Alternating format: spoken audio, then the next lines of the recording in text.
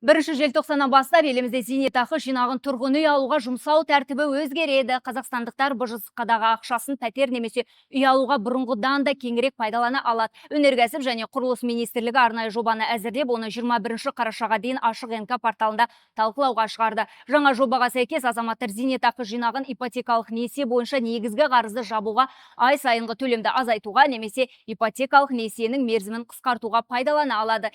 Яғни қаражат тек зейнетақы жүйесін жақсарту үшін емес, тұрғын үй жағдайын жақсартуға да қызмет етеді. Бұл өзгеріс салық заңымен де байланысты. Енді зейнетақы қаражатын тұрғын үйге жұмсаған кезде жеке табыс салығын төлеудің қажеті жоқ. Министрлік мұны қаражатты тиімді пайдалану және тұрғын үй алу процесін жеңілдету деп түсіндіреді. Айта кетерлігі, бұған дейін кейбір азаматтар бір пәтерді бірнеше рет сатып алу арқылы зейнетақы қаражатын дұрыс емес жолмен пайдалануға тырысқан. Сол себепті Отбасы банк министрлікке ұсыныс жасап, зейнетақы қаражатын алынған пәтерді 5 жыл бойы алмайтындай шектеу қоюды сұраған. Бірақ бұл ұсыныс қолдау таппаған. Енді әр азамат өз зейнетақысын толық еркін пайдалана алады. Ай сайынғы төлемді азайту, несиенің мерзімін қысқарту немесе негізгі қарызды бірден жабу бәрі адамның өз таңдауы бойынша жүзеге асады. Бұл өзгерістер тұрғын үй алу процесін қарапайым әрі қолжетімді етеді. Жалпы жаңа ережелер тұрғын үй сатып алу жолын жеңілдетіп, зейнетақыны тиімді пайдалану мүмкіндігін кеңейтеді.